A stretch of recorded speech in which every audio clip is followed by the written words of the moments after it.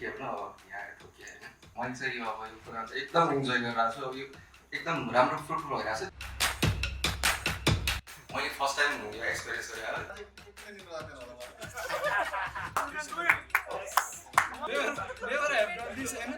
एकदम एक्साइटिङ छ मलाई मान्छे उचाल्ने म त्यति हल्का हो जस्तो लागेको थियो पहिला त लागेको थियो सरले त्यो सेकेन्ड टाइम फेरि गर्दाखेरि त आफूलाई पनि माथि माथि गएको हो कि जस्तो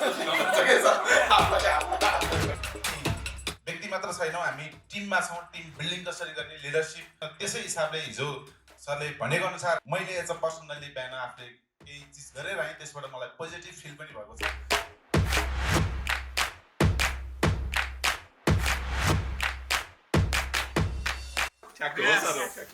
आज 15 वर्षपछि ती कुराहरू अहिले रियलाइज भएर आयो एकदमै मैले हिजोसम्म यो कुरा नि रियलाइज गरेको थिइनँ मलाई मलाई टच भएको थियो कि फिलिङ चाहिँ हुन्छ एक्सनमा चाहिँ थिएन आज चाहिँ अब त्यो अहिलेको इभेन्टले चाहिँ त्यो एउटा गर्न सकिँदैछ भनेर त्यो प्र्याक्टिकल चाहिँ अनुभव भयो मैले अब यहाँबाट लगेको सबैभन्दा एकदम इम्पोर्टेन्ट कुरा भएको चाहिँ ह्याप्पिनेस नै हो जुन चाहिँ मैले मेरो प्रोफेसनल लाइफ र मेरो पर्सनल लाइफ दुवैमा नै मैले एकदम इफेक्टिभली इम्प्लिमेन्ट गरेर नसोध्नु मलाई त्यो कति अमेजिङ थियो भनेर it was like mind blowing Amit सरबाट मैले धेरै कुरा पाएको छु यो ड्रिमप्रेन्योर र हामी यहाँ आउँदाखेरि हिजोसम्म एउटा माइन्डसेट लिएर आइरहेको थियो भने भोलि गएर यहाँबाट हामी जाँदाखेरि चाहिँ डिफ्रेन्ट माइन्डसेट जब कि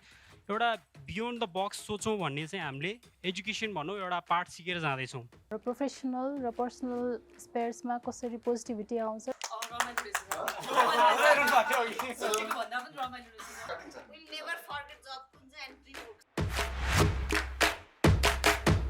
उहाँ हामी ट्रेनर सर चाहिँ एकदमै बेस्ट लाग्यो मलाई